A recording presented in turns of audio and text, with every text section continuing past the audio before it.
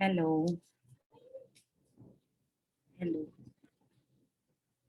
Hello, everybody. I hope you can hear me. Techstele, and welcome to now the second session of our weekly virtual teachings by Venerable Geshe Lhakdor. And Geshe, thank you so much for taking this on. Thank you so much for showing us the path and teaching us, guiding us. Thank you so much. We welcome you with deep gratitude, and we welcome everybody here on Zoom and on Facebook Live. Thank you, everybody. Please enjoy the teachings. And we'll start with the prayers. Chami.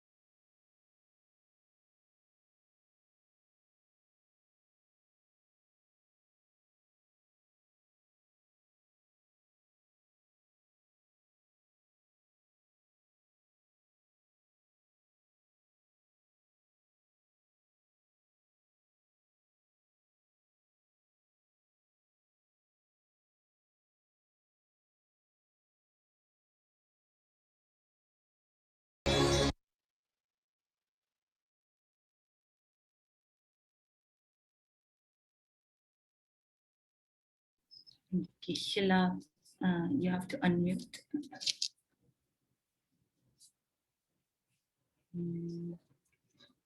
Shamya, we have to send the unmute request. I'm not being able to find it.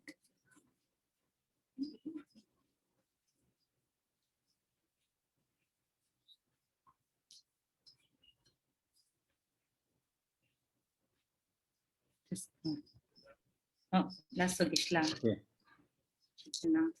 La me jubenji, Shamyi Pemo la dujing, Pumbaku la dujema, Dromegim la chance lo, Omtare tutare ture soha, Omtare tutare ture Omdare dudare dure soha, Omdare dudare dure soha, Omdare dudare dure soha, Omdare dudare dure soha. Omdare dudare dure soha, Omdare dudare dure soha, Omdare dudare dure soha, Omdare dudare dure soha, Omdare dudare dure soha, Omdare dudare dure soha. Omdare dudare dure soha, Omdare dudare dure soha, Omdare dudare dure soha, Omdare dudare dure soha, Omdare dudare dure soha, Omdare dudare dure Omdare dudare dure soha, Omdare dudare dure soha, Omdare dudare dure soha, Omdare dudare dure soha. Omdare dudare dure soha, Omdare dudare dure soha, Omdare dudare dure soha, Omdare dudare dure soha, Omdare dudare dure soha, Omdare dudare dure soha. Omdare dudare dure soha, Omdare dudare dure soha, Omdare dudare dure soha, Omdare dudare dure soha, Omdare dudare dure soha, Omdare dudare dure Omdare dudare dure soha, Omdare dudare dure soha, Omdare dudare dure Ondare tu dare tu re so ha, ondare tu dare tu re so ha, ondare tu dare tu re so ha, ondare tu dare tu re so ha, ondare tu dare tu re so ha, ondare tu dare tu re ondare tu dare tu re so ha, ondare tu dare tu re so ha, ondare tu dare tu re so ha, ondare tu dare tu re so ha, ondare tu dare tu re so ha, ondare tu dare ondare tu dare tu re so ha, ondare tu dare tu re so ha, ondare tu dare tu re so ha, ondare tu dare tu re so ha, ondare tu dare tu re so ha, ondare tu dare tu re ondare tu dare tu re so ha, ondare tu dare tu re so ha, ondare tu dare tu re so ondare tu dare tu re so ha, ondare tu dare tu re so Ondare tu dare tu re so ha, ondare tu dare tu re so ha, ondare tu dare tu re so ha, ondare tu dare tu re so ha, ondare tu dare tu re so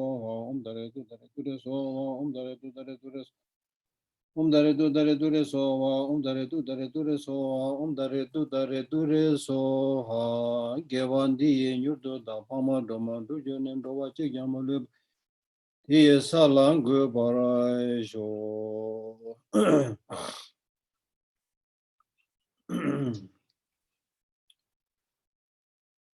to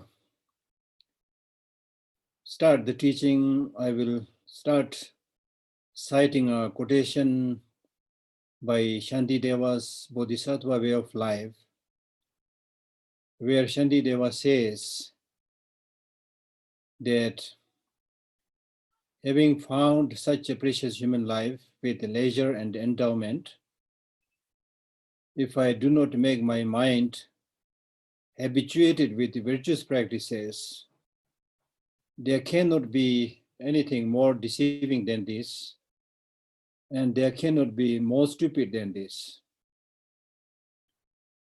So therefore, it is important to use this opportunity with amazing human intelligence. And this will naturally lead to the question, how to do Dharma practice. And it is said that at the time of the Buddha, a celestial being or a deva asked 4 questions to the Buddha. The first question was, by what one will know the Dharma?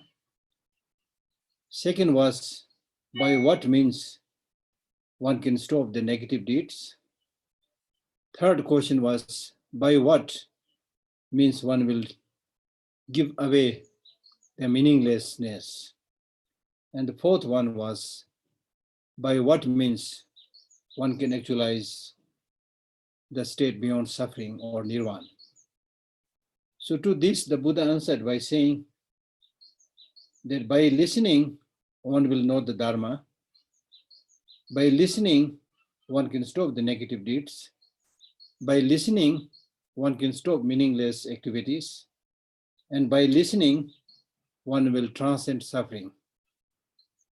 So this answer, 4 answers to the 4 questions, is basically talking about the importance of the 3 trainings: morality, concentration, and wisdom. By listening, one will know the Dharma. Means just by listening to the teaching is of great benefit.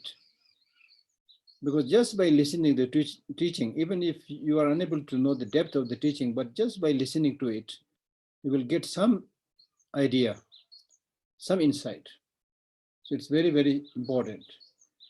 And then second important thing is by listening, gradually you will understand the meaning and stop many negative deeds. Because the many negative deeds that we do are because of our lack of knowledge, because of our ignorance. So these first 2 lines is talking about practice of morality. So it is by practice of morality or ethical discipline that you will be able to stop the negative deeds. So mark this point, by practicing or adopting the moral deeds, that you can stop the negative deeds, not just by listening and understanding what to practice and then practicing them and then refraining from the negative deeds. Third, by listening, one can stop meaningless activities means that we end up doing many meaningless activities because it is this pursuit to meaningless activities that we get distracted, especially in today's world. I think I mentioned this earlier many times, that we lead really a totally distracted life. There's no concentration. And I also cited this quotation, not from Buddhism, but also from some ancient Greek, where it is said that concentration is the source of success, both in war and in peace. You see? And concentration is really like the laser beam. Not just a laser beam, but a laser beam where all the scattered rays of the light are brought together. And it is by bringing all the beams of the laser light together that it gets the power and energy to cut through the steel.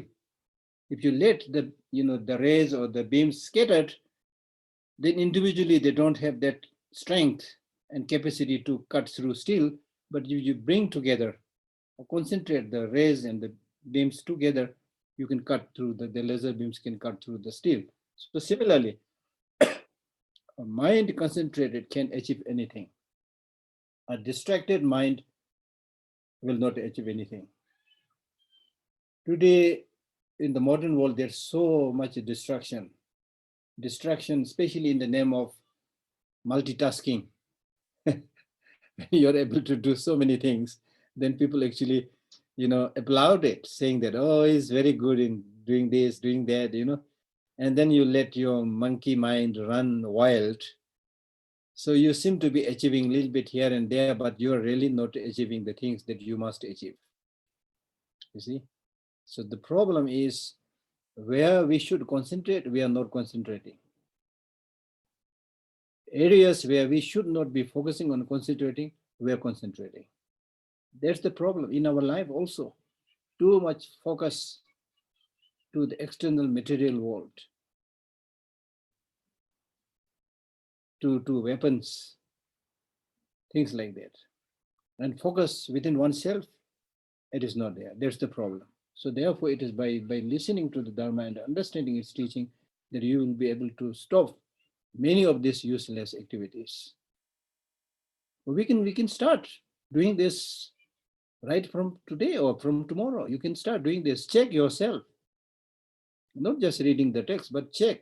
Now, since you've heard this teaching, now you check with your life in what areas you are focusing and how much time you're spending in meaningless pursuits.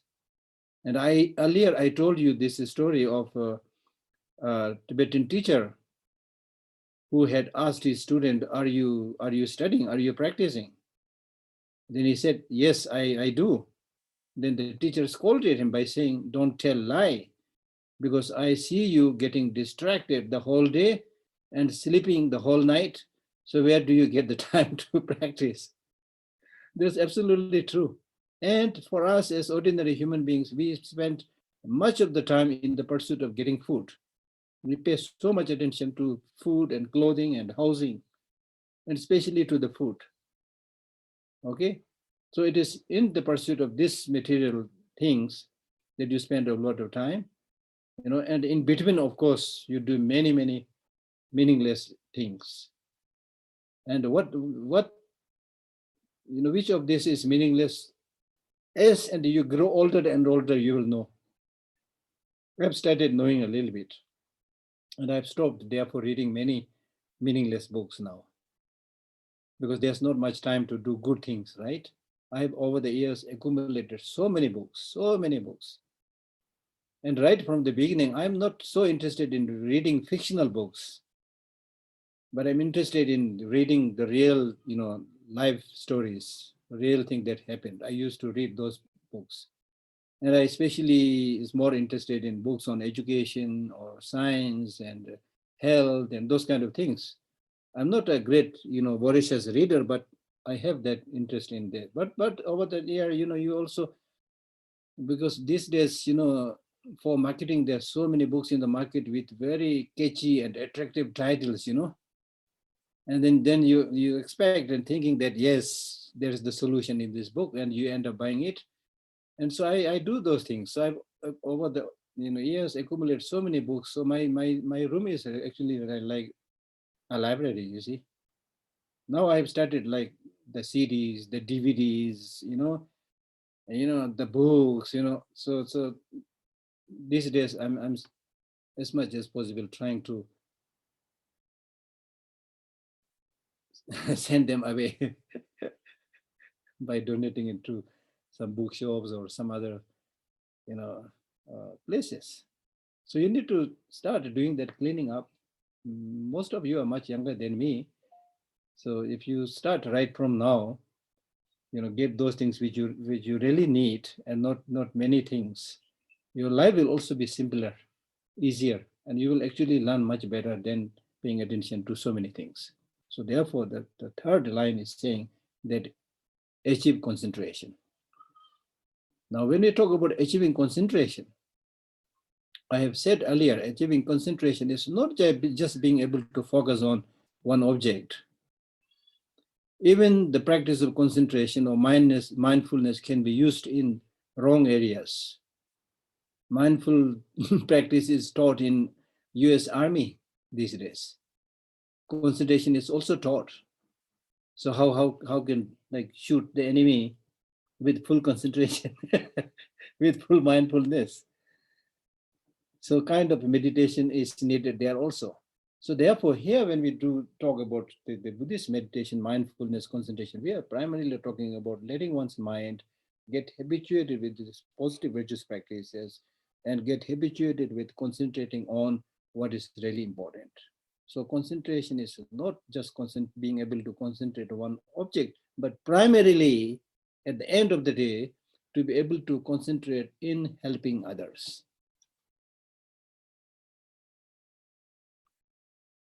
In helping others and in accumulating the virtuous practices. There you need concentration.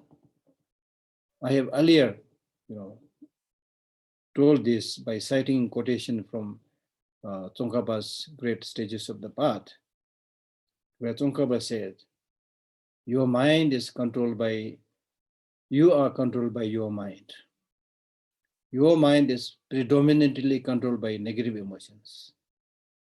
Therefore, you are experiencing suffering. Therefore, now you make your mind habituated with good things. There's the purpose of meditation. Okay, meditation is, when we talk about concentration meditation, it's not like you remain as if you are stupefied, as somebody hit a hammer on your head, nothing, reflecting, nothing thinking, just sitting there, there's goal that is not meditation, that is not concentration. Concentration means concentrating on virtuous practices and especially concentrating on helping others. So this clearly spells out that meditation concentration is not sitting on a seat all the time. It means when you do things helping others, concentrate with full heart, with full delight, help them. That is concentration and good concentration. And then the fourth line says that it is through listening and hearing that you can transcend suffering or you can actualize nirvana. That means through hearing you will be able to, first you hear and then you think, then you meditate, and then you develop this wisdom through hearing, wisdom through thinking, and wisdom through meditation. So therefore you are able to develop this wisdom which can fight against the ignorance, which is the root of samsara, root of suffering. And as and when you remove and eradicate that root of suffering, then of course you actualize nirvana or liberation from suffering. So here you can very clearly see how to do dharma practice. So therefore we should, right at the outset of this session, feel happy that we are able to use this time to, listen to such a precious teaching by Nagarjuna, right? And the purpose of listening is, as I mentioned many times earlier, not to just know the word, know the meaning, and then able to share it to others, oneself not practicing at all, not just that. Of course, we cannot become enlightened in one day, but at least we should identify the target, that the target is oneself must, as much as possible, become compassionate, change one's mind, become better. Then you will be naturally equipped to help others. So that primary purpose and motivation should be there in all of our practices. So today we are reading the fourth verse, which says, you should bring to mind the six recollections. Sometimes we call it six things to remember, six recollections. That is the enlightened one, which means you remember Buddha, his teaching, remember Dharma. The Noble Assembly means remember the Sangha, and then remember generosity or giving. And then fifth is remember morality. And the sixth is the gods or the celestial beings. The heap of qualities of each of these six recollections was well taught by the Buddha. That means by remembering these six, there will be a lot of benefits. And these are clearly taught by the Buddha. So the first one is taking refuge to Buddha, Dharma, and Sangha. Buddham Sharanam Gacchami, which we already recited. Because to become a Buddhist, there are, in Buddhism we talk about three gateways, three doors, entrances. Just as without entering the door, you cannot go into the house. So similarly, there are three entrances in the Buddhist practice, three levels of entrances. In order to become a Buddhist, you need to enter the door of taking refuge to Buddha, Dharma, and Sangha. That's not easy. In order to take refuge to Buddha, Dharma, and Sangha, you really need to know at least quite well why should one take refuge to Buddha, Dharma, and Sangha, and who these three guys are. And why three, not more. So to simplify this point, we should know that when in Buddhism, when we talk about taking refuge to Buddha, Dharma, and Sangha, we are not, making something peculiar, or unique, which is not, there in the human nature. It is, in fact, in the human nature to take refuge, because human beings, whoever we are, we do not have the capacity to solve all the problems by ourselves.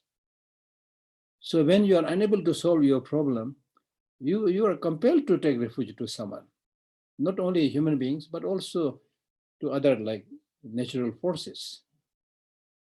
In many other religious traditions, there is this practice of worshipping the sun, worshipping the moon, worshipping the trees. All this came about because there are many calamities and problems, difficulties, people unable to solve it. And then people thought there must be God reciting the tree, God reciting the sun. So they started taking refuge, or even otherwise, since so much energy, heat comes from the sun, gives so much, energy. So therefore we take refuge to all those sources.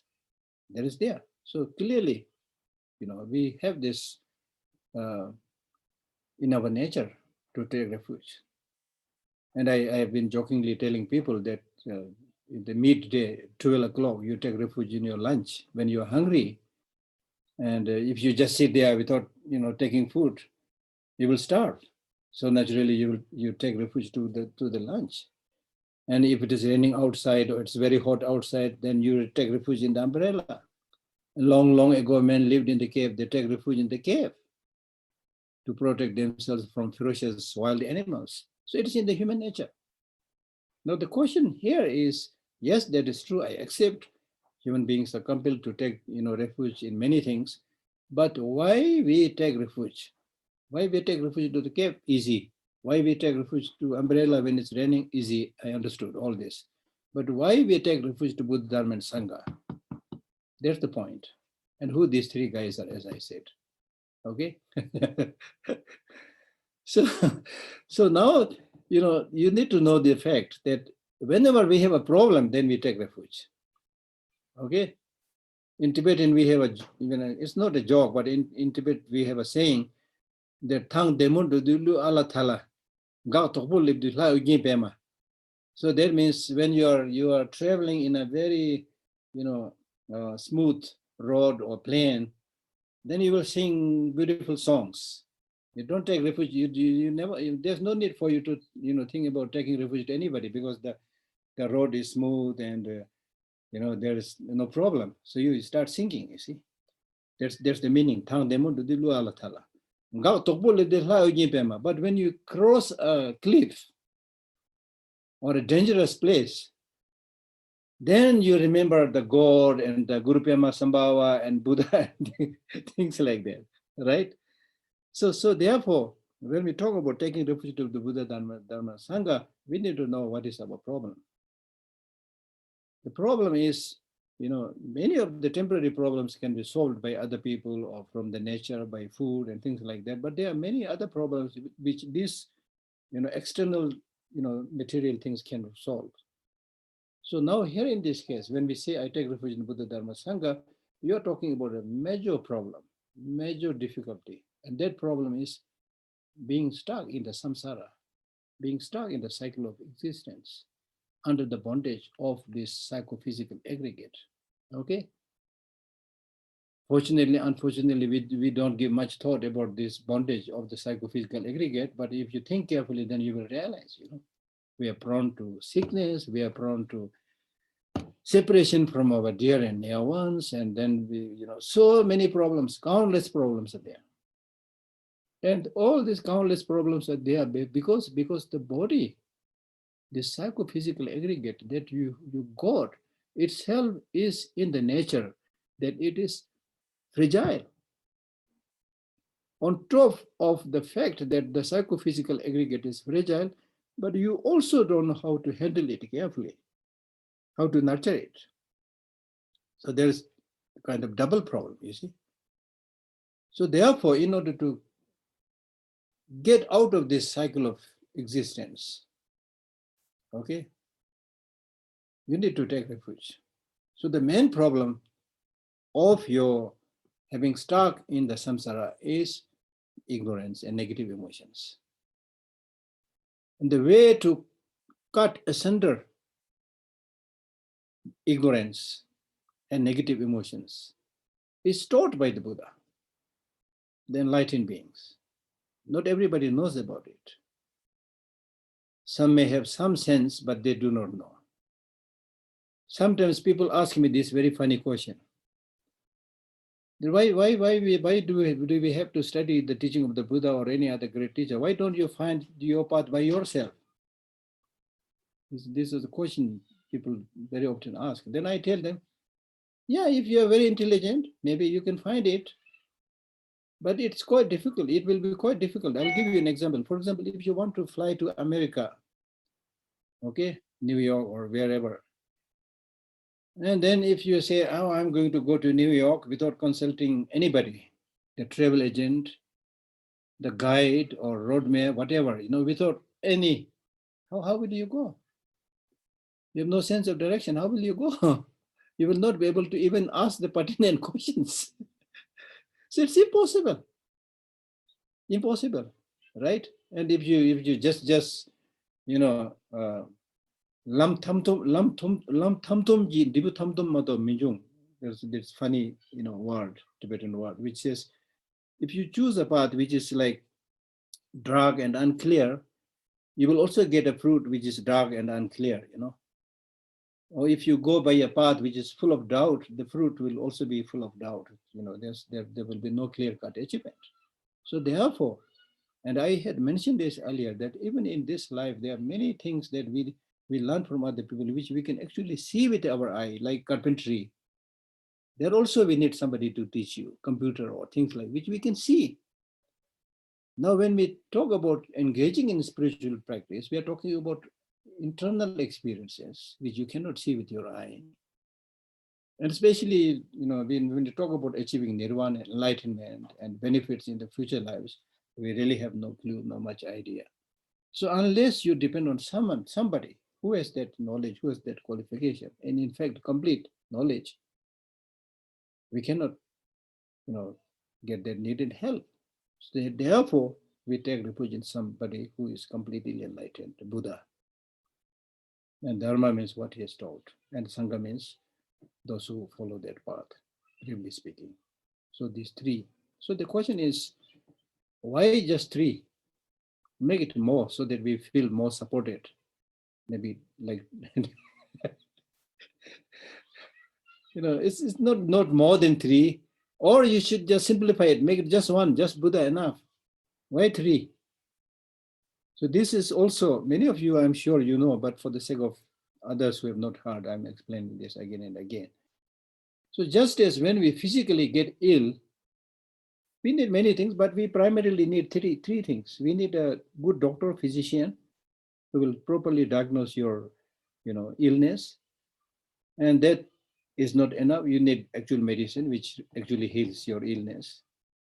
And even if you have the medicine and good doctor, but nobody supporting you, because here in this case, your illness may be very severe, chronic illness, and you are bedridden, then it is a must that you have your brothers, sisters, or nurses, or whoever, by your side to help you. So you need these three things when we are physically extremely ill. So similarly, when we are mentally ill, and we are, of course, mentally ill. If anger is not illness, then what do you mean by illness? If hatred is not illness, then what is illness? So the very definition is illness. Definition of illness is fulfilled by all these negative emotions: anger, jealousy, hatred. And the worst kind of pandemic actually. This virus, menacing virus pandemic which we are confronting right now, of course, is a pandemic, very bad, very destructive. But at least there is an injection and there are some kind of treatments, right? So it's quite hopeful now things will change. In many countries, like, things have really, really improved. But what about this pandemic inside us, the negative emotions, the hatred, the jealousy, the anger, which is not coming from any virus from outside? It's there with you inside. So how can you sleep with these negative emotions? Seriously speaking, it's something like that. And now if you think, because we are very clever, so if you think, okay, Buddha's teachings are wrong, we are living in the modern advanced age, so anger is important, jealousy is important, go ahead, enjoy. But our common sense and our regular experience tells us clearly how destructive, damaging these negative emotions are. All these killings, exploitations, discriminations, bullying, which has happened on a regular daily basis in all the cities all over the world. Imagine how many, not millions, billions are suffering because of bully, discrimination, things like that. We don't keep a track of that. It is impossible to keep a track of that. It will be just astounding. So if you want long-lasting happiness, as we are all saying that I want long-lasting, if that is truly your goal, there's no other shortcut. There's no shortcut.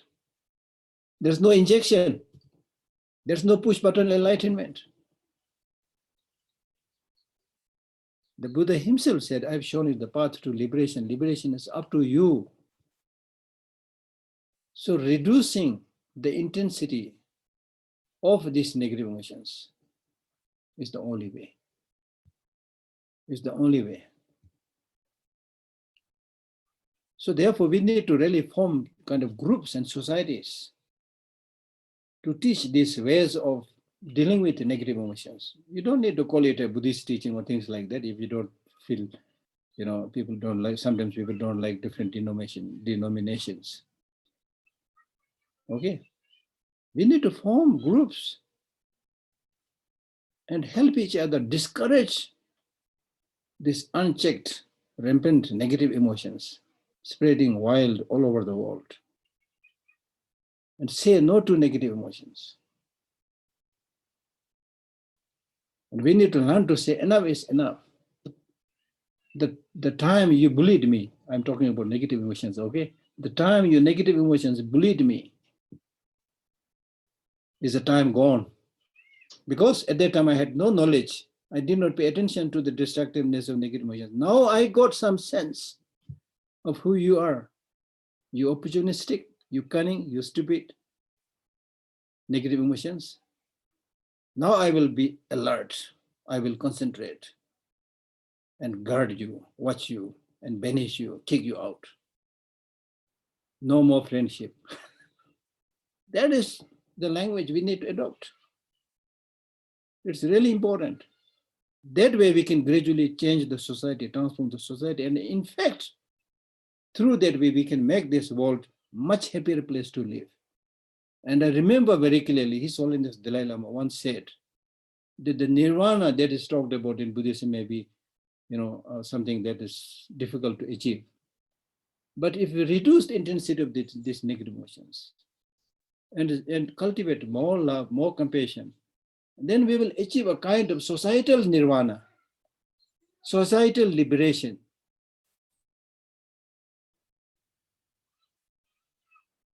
I shared this experience earlier. Some of you may have heard. When I was many years back, when I was working in Tibet House in New Delhi, there's this Indian gentleman who asked me to, teach him Buddhism. So every evening we used to sit together, and I would teach a little bit. He would ask questions, things like that. So one day he said, since you have been studying Buddhism for a number of years and you're also monk, you must be highly realized. Now I'm in trouble, okay? So then then I said, I could not give an answer quickly because I don't have that kind of very visible, big, quantum jump kind of realization. So I had to think a little bit. Then I answered him by saying, okay, when you ask me whether I have any realization, you're asking this question from the point of view whether I have the capacity to fly or make myself invisible or open a third eye, which Lobsang Rampa guy called Lobsang Rampa claimed. So if you are asking these things, I have none. But in fact, in Buddhism, when we talk about realization, in Buddhism, it hardly talks about being able to fly. That is good. It's a great feat. But nothing so unique. Birds are flying all the time. Now even, with human intelligence, aeroplanes are flying, but that doesn't minimize human misery, human problem, right? So real realization means, real attainment or accomplishment means when you reduce the intensity of your negative emotions. And I sometimes call it magic. We are so controlled. We are so used to with negative emotions.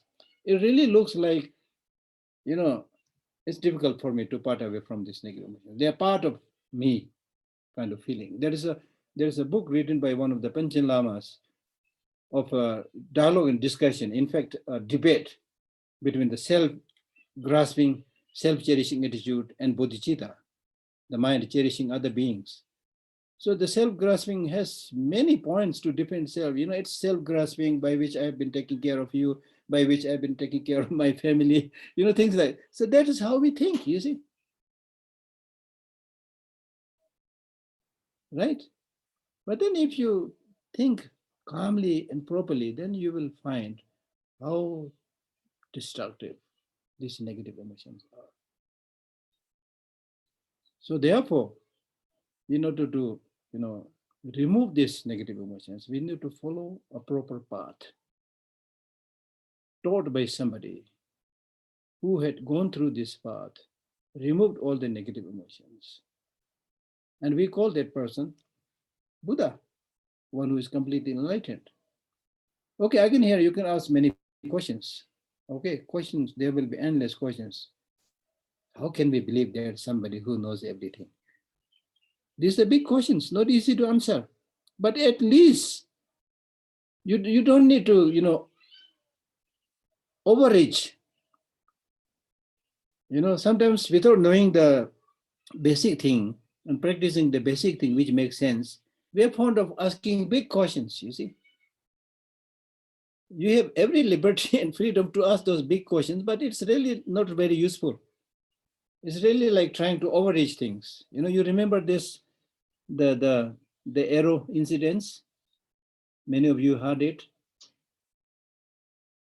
Somebody shot an arrow to somebody from a distance. He was got stuck with that arrow and bleeding. It's a very famous parable. And so the Buddha told this parable because one of his students, a monk, Malukya by name, one day, early morning, he was in his meditation heart, but something came in his mind, thinking that, Buddha has been very kind to me. He taught many things, but there are many things that he did not answer. So I need to go and ask him these questions. If he answers, then fine. If he doesn't answer or could not answer, then probably I'll choose the other path or things like that. So he, in a hurry, he goes to the Buddha and asks these questions. And the first Buddha said, I'm not looking for students. You want to live, you live, kind of, a kind of little bit blunt kind of answer. But then he answered by telling this parable that there is a person who has been shot by an arrow, and he's struck by the arrow and he's bleeding. So now at that time, what should you do? What should that person who is struck with this arrow and bleeding should do? Immediately take medical treatment, take the arrow out and take necessary medical treatment, or ask all the philosophical questions related to this incidence of, being shot by the arrow. So here in this case also, you can ask a lot of questions. Who must be that person who shot the arrow? How far that person is? How tall that guy is? Whether his arms have any muscles or not? Whether he has any mustaches on his face or not? And what was the speed of the arrow?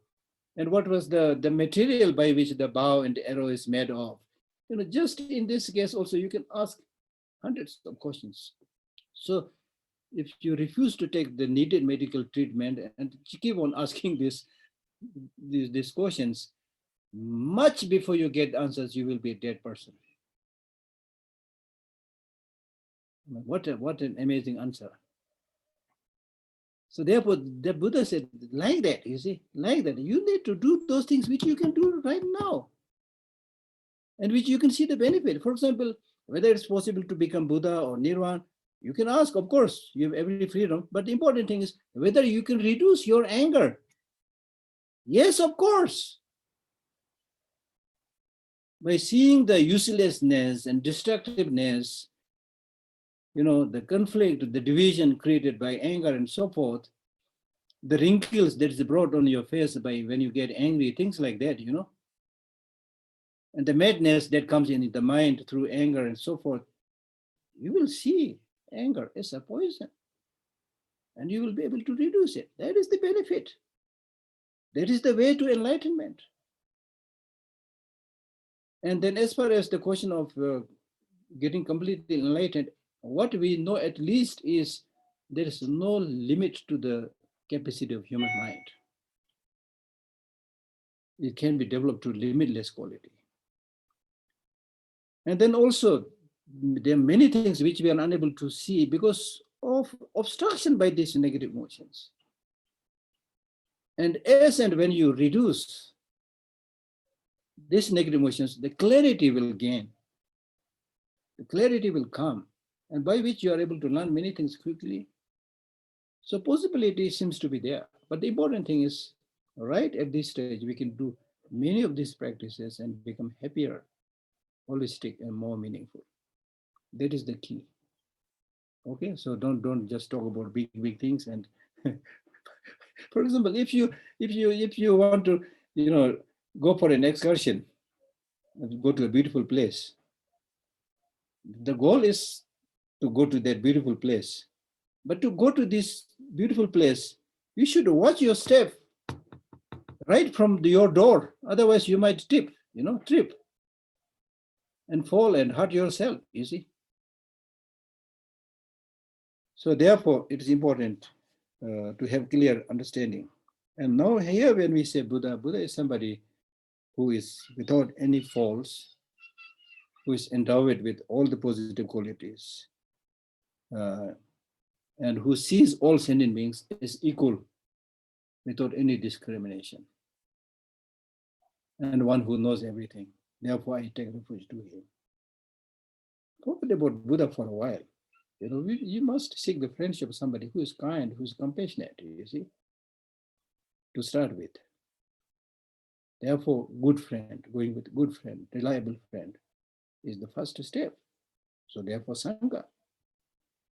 So Dharma basically means the path taught by the Buddha, and the cessation, nirvana that you achieve.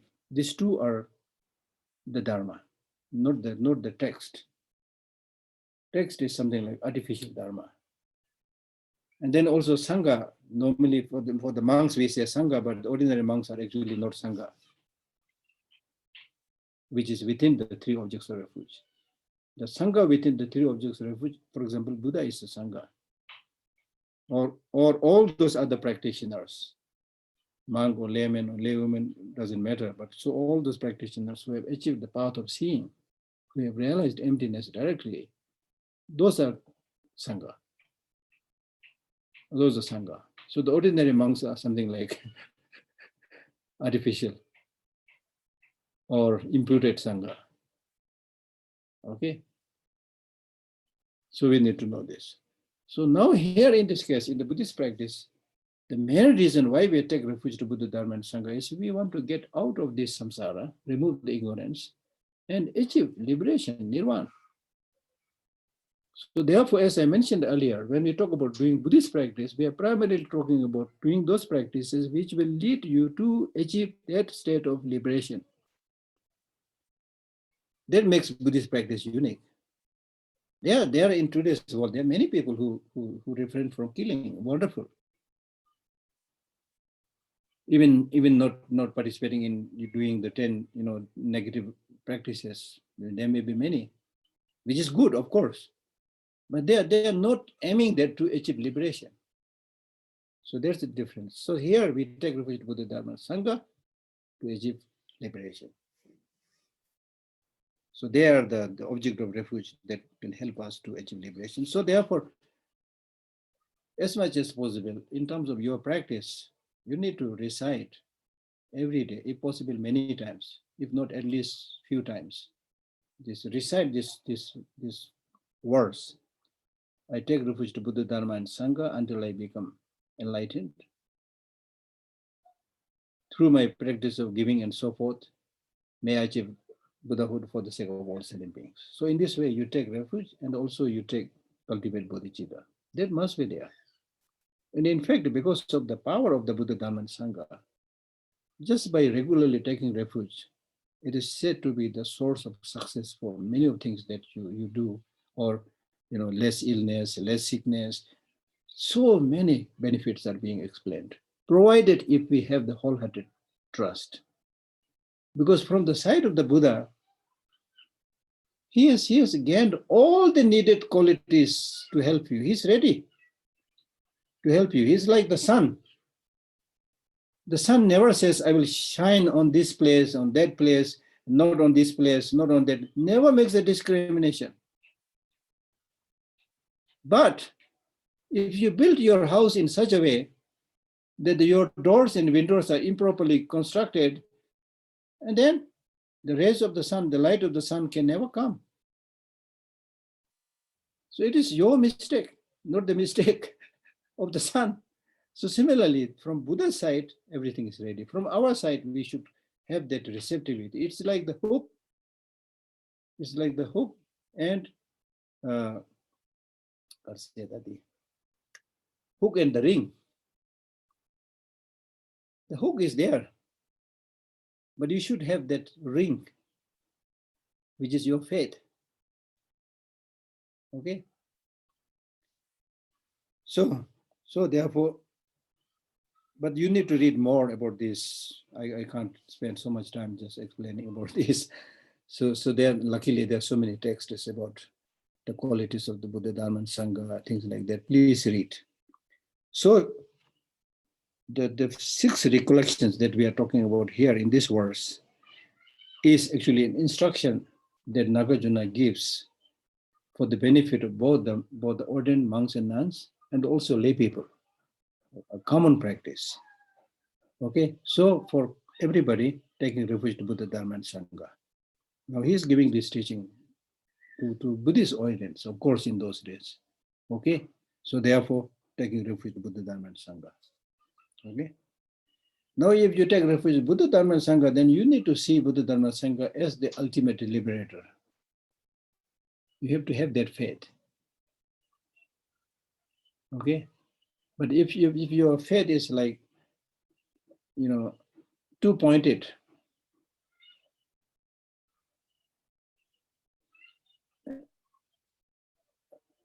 then the support will also not be there. Concentration, the importance of concentration, I explained earlier. It applies here also. So remember that Sangha is important. For example, if you're traveling, even in ordinary parlance, if you're traveling somebody, you will go with somebody, a friend who is reliable, with whom you can enjoy, not somebody who will keep on fighting throughout the journey, you see, right? So therefore, Sangha means, the Tibetan word Sangha is Gindun, which means somebody who is spiritually inclined, right? So you need to go with somebody whose thought is compassion and love and, wish to benefit others, who is like optimistic and who is not pessimistic, who is not discouraging, who is not complaining all the time. Go with those people, because we are ordinary people. Friend makes huge difference. It's very, very easy to be duped by clever,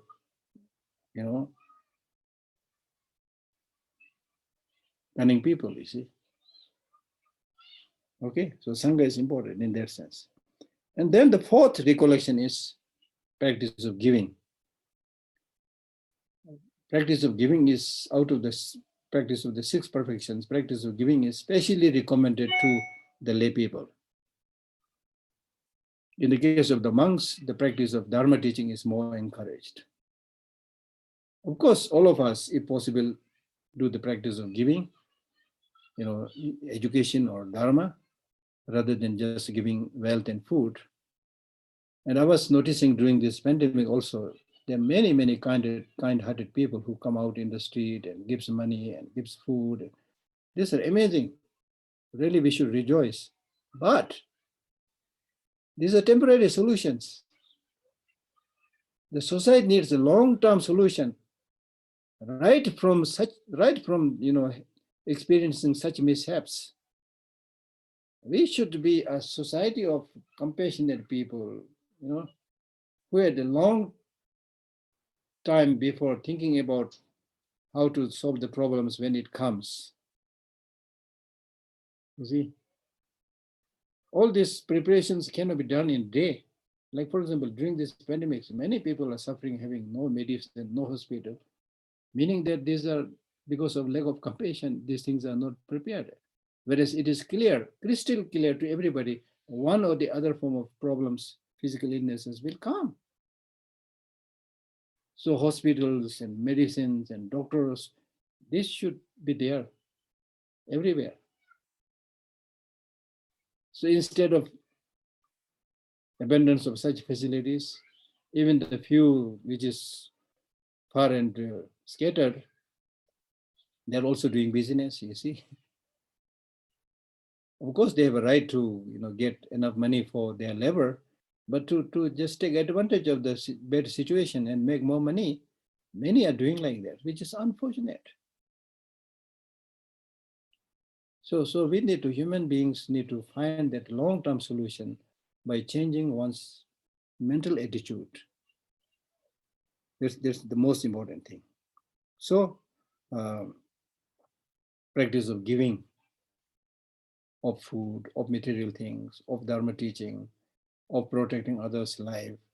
There's so many different forms of giving, and especially giving those things which will cure illness, which will benefit others. So giving does not mean that you give everything. Giving does not mean that you give poison. Giving does not mean that you give arms and weapons. So normally we should give, I try to, when I'm not a good, giver, but my hands are tight fisted, okay? So don't expect anything to get from me. But sometimes when I'm in good mood, what I give, what I give is torch that might save the life of a person. Torch is to be used when people move in darkness, or nice books, pens, things for health. Those must be given, not like knife or sword or guns and poisons, and then those things which will, activate attachment, anger, jealousy, things like that. So giving is very important practice. But one of the Tibetan teachers, he said that I'm not going to make much praise about the benefit of giving, but I will talk about the badness of holding. You see, so this is an important point that I want to talk. Now you go back to your room and check how much you have accumulated over the years, the holdings that you have done.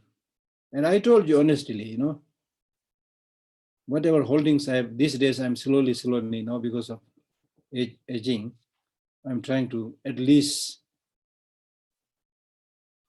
give away many of the things that I have hoarded over the years. Because many of them, because of our stinginess, because of our grasping and clinging, we just give it. And I find many things which I've kept for so many years with me and never used. They're getting moldy, dusty, on and off. I have to clean it and then put it again in the almirah or something. What is the fun? Unnecessary headache. Believe me, at least we can start doing this practice. Give away those things which you really don't need. Okay, you are not Milarepa, I'm not Milarepa. We cannot give up everything tonight, and which will also not be feasible. But think carefully and give those things which you really don't need.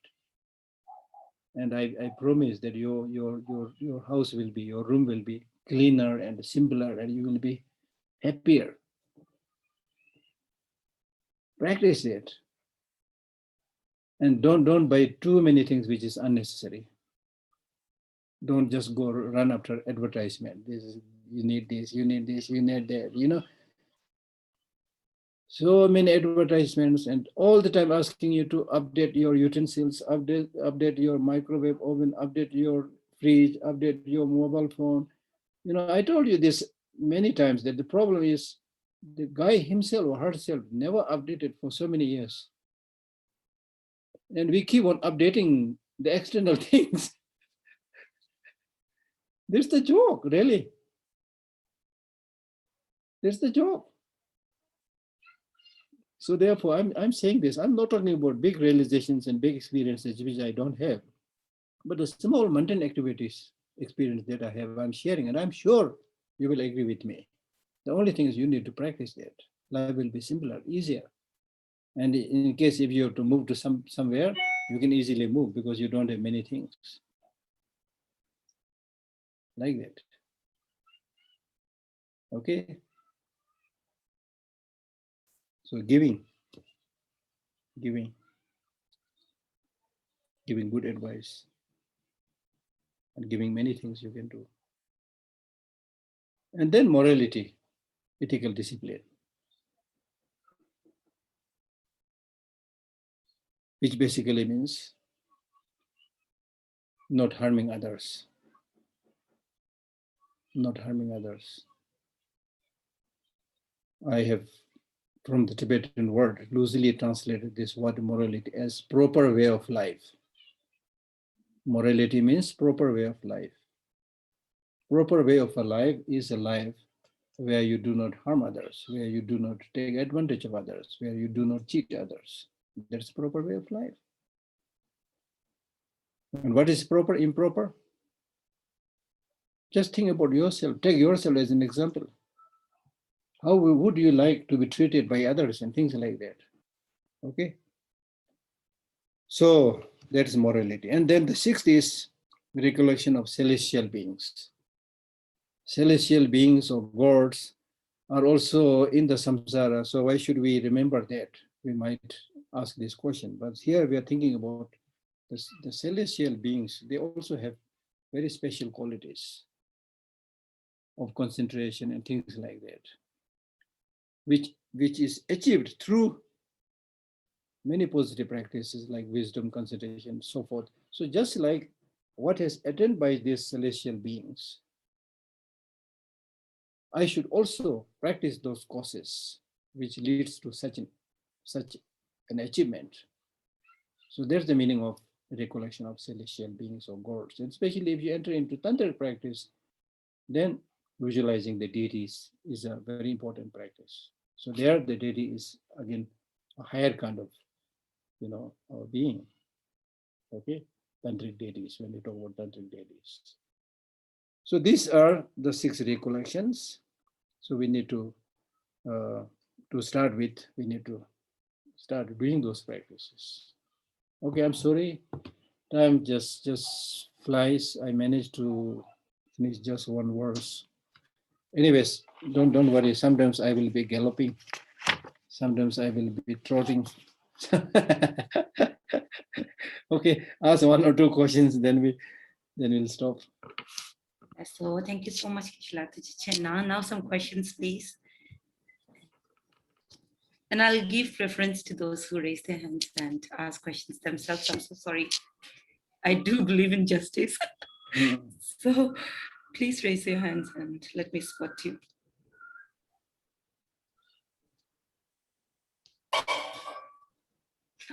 Jackie. Jackie can go ahead. I've sent you a mute request.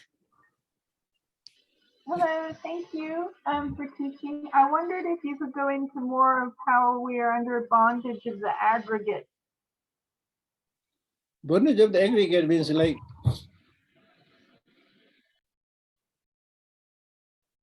the physical, psychophysical aggregate, as I said, when we talk about aggregate, it's both the body and the mind. Mind, of course, is under bondage because it's predominantly controlled by negative emotions. Now the body also is predominantly controlled by your mind to a great extent. And the body itself is like prone to sickness, prone to aging. And if you sit for a meditation, your knees start hurting, your back starts hurting, you feel sleepy. So that your body in that sense is not very functionable, not very serviceable, right? And then because of this body, how hard you have to work to feed yourself, to clothe yourself. We all run hither and thither. This business, that business, work almost like a donkey. I'm not using a good word, but right? Just for this body. So the point is that if you simply just become a slave to this body, there's not much meaning. Therefore, Shantideva says, "Mi tulaten ne dunge chubo chiletor. That means this human body is like a boat to cross the ocean. So in that sense, it is useful if you use it to cross the ocean of samsara. So in that sense, such a precious human life is difficult to find with such wonderful intelligence. So if you use it, then it's wonderful. You can cross the ocean of samsara. So therefore, Shantideva says that, you stupid, this is not the time to sleep. That means wake up, realize this amazing potential that you have. So if you use it, it's precious human life. Use it in the right way. But if you let it just to, meaningless activities, then you're wasting the precious human life. Okay. I told you earlier, now I don't remember the details. I was once reading a book where somebody, a clever scientist, he tried to find out how much dollars this human body will cost. So in terms of the body itself, it will cost few thousands. Not much, because most of the stuffs are, you can buy in the market. The chemicals, many of these things you can buy in the market. But still you cannot make, just from these material products, you cannot create a human being because of this thing called mind. Okay. The scientists are also, until now, they are not able to create human beings. They are talking about cloning and all those things, but I don't think they are successful in creating a genuine human being. Okay, duplicate human being, yes, you can make. We are very good in making duplicates. But there's not human being, proper human being. A proper human being, we cannot create. Okay. Lasso. Thanks. Thank you, Geshe. We have another person, Rugare. You can go ahead. I'm sending you a mute request. Great, thank you, everyone. Hello, Geshe. Thank you for the teaching.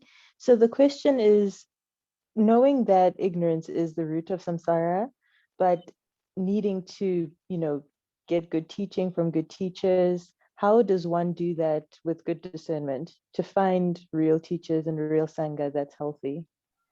Take time. Listen to, read books, listen to teacher. Take time, no need to rush. Okay, don't make a romantic relationship with any teacher. Okay, so sometimes people get so fascinated. Oh, he's such a good teacher. Oh, he's an amazing teacher. And then you just run after the teacher. Then after a while, you see some faults and shortcomings. And say, oh, I was cheated. So don't do that. One of the Tibetan teacher, he says that even when you go into the marketplace to buy horse, you need to check the teeth of the horse and other parts of the body too carefully. so if this is the case, then why should not you choose your teacher carefully? Okay, you can use carefully, and then most important thing is use your common sense. How far this sounds beneficial to you? Okay, then practice it, and then you gradually will find you will not meet a Buddha. Okay, you will find ordinary teachers. But among the ordinary teachers, rely on those teachers who are less selfish, if not completely selfless, but less selfish, who are more compassionate, who are not running after money, who are not running after name and fame. Okay, so teachers who run after money, who run after name and fame, there's a very negative sign. Because the real great teachers, they say, you won't get name and fame and money by running after it. Just by doing your job, whether it's a teacher or any ordinary person. And this I have seen very clearly. If you really want name and fame and money, do your job properly, it will come. It will come, you see. So without such realization, people just run after name and fame and then take advantage of others and tell lies, Then don't follow those people. You have every right not to follow them. And then also maintain some distance between your teacher and yourself. With your friends also. Yes, mentally you may feel very close, but always maintain some distance. It will be safer. I always give you the example of how to make a relationship with fire. If you go too close, the fire will burn you. If you stay too away from the fire, you will not get the warmth. Okay, so the distance should be such that it's not too far away, not too close. So therefore, the distance learning, online teaching is very good.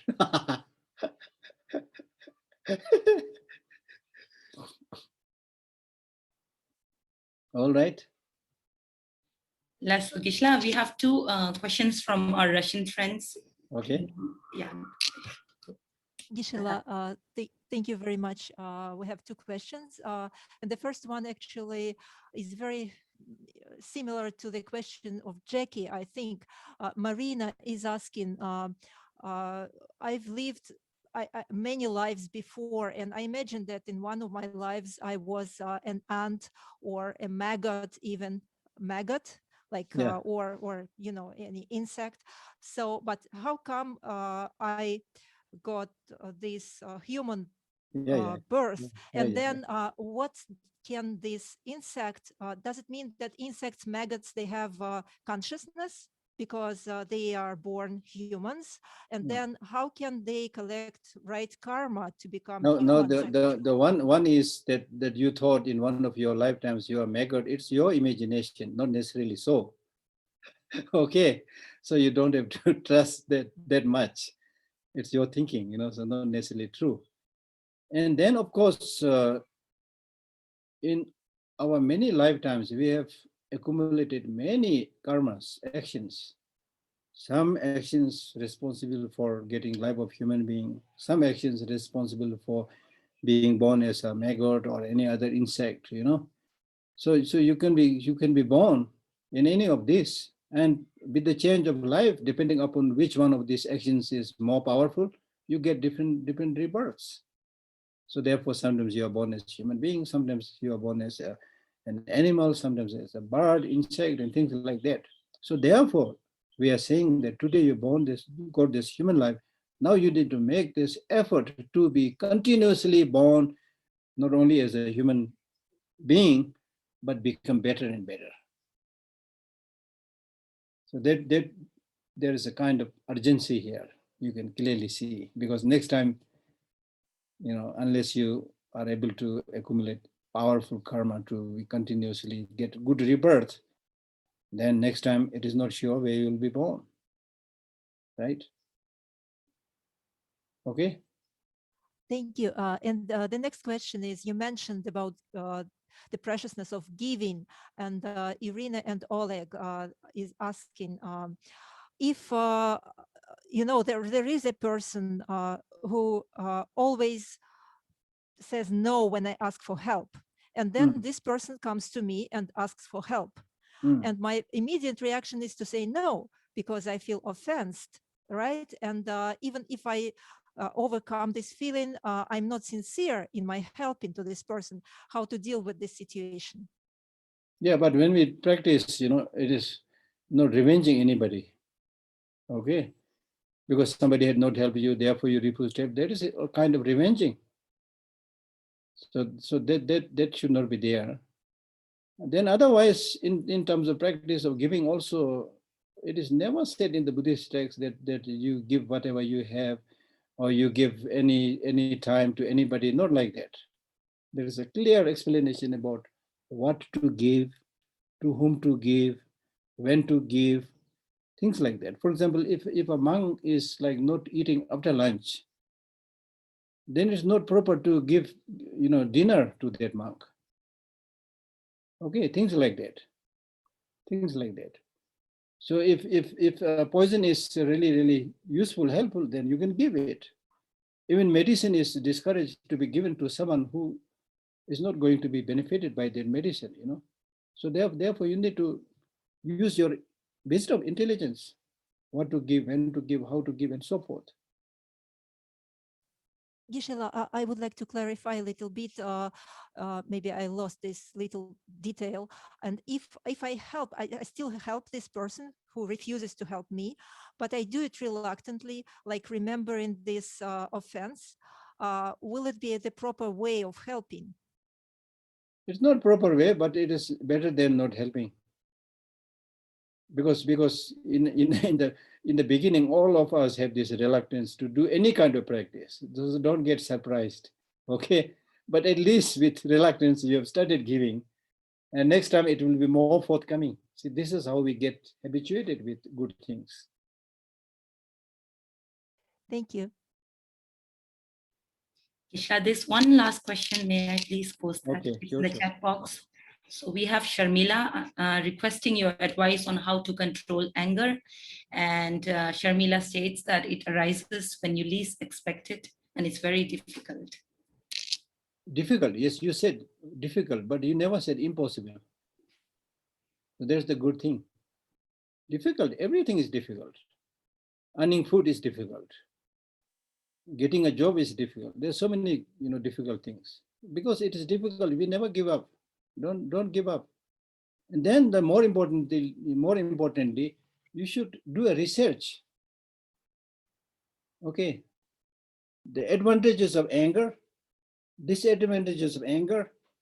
Write down 1, 2, 3, 4, 5 in each side. Write down. This is what I've been telling people many times. Don't just listen to the teaching or listen to the teacher, but based on your own common sense. Because as you clearly mentioned that you easily get angry. So you have that experience. So how many times you got angry, and all those times when you were angry, what did you do? What kind of sin you created, what kind of benefit you got, what kind of disturbance you got. Honestly, sincerely, write down all this. Right? And then you will find that so many disadvantages of getting angry. I said this many times. You get ugly, first of all. Most of us don't want to become ugly. That's why we wash our face and put cosmetics and things like that. So if you want to get ugly, go on. Nobody wants to get crazy. As you rightly mentioned, you get crazy. Okay. But then to answer your question more precisely, that yes, despite our during calm times, despite our being able to see the drawbacks of anger, but then when we encounter a particular situation, we immediately flare up. That happens to everybody. Not something unique and a unique problem to you. It happens to everybody because we are used to it, negative emotions for so many lives, so many years. Okay. Then after that, you need to see. The good thing is there's nobody who says, I'm angry 24 hours. Because that person who is normally very hot-tempered and angry, he also needs his time to talk to some friends, eat his lunch and dinner, take a nap, things like that, So nobody remains angry 24 hours. That means anger is not fundamental part of your mind. So we can reduce it. But many people start thinking that if I give up my anger, people will bully me. Then there will be no strength left in me to respond to them. That's how people think. That's wrong.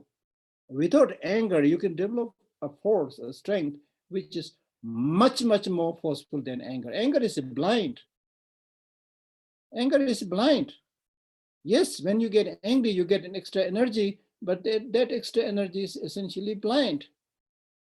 So it is completely unsure whether it will hit the target or not. But when you develop this strength with calmness, with nonviolence, without anger, then that has wisdom, that has eye, that has insight, and will be able to deal effectively the problems and say things which should be said and will not say things which is not needed. But when we get angry, we say all that nasty things from the mouth because our sense of judgment is lost there. So in this way, you need to think the many drawbacks and disadvantages of anger and the benefits of having no anger. Okay? That's so, Gishla Tujichen, Katinche. So we are truly very grateful, Gishla, and we will try to do as advised. While we look forward to seeing you next week, we will end the session with our Avalokita Shvara mantra led by Gishla. Okay, the on Chimdo. Tim Mani Odi. Jema go Gundogara, Dosana Jeje Ulaji. To Jejin Dollars. Jerese la so de. O mane pe me home, o mane pe me home, o mane pe me home. O mane pe me home, o mane pe me home, o mane pe me home, o mane pe me home, o mane pe me home, o mane pe me home, o mane pe me home, o mane pe me home, o mane pe me home. Omane peme, omane peme, omane peme, omane peme, omane peme, omane peme, omane peme, omane peme, omane peme, omane peme.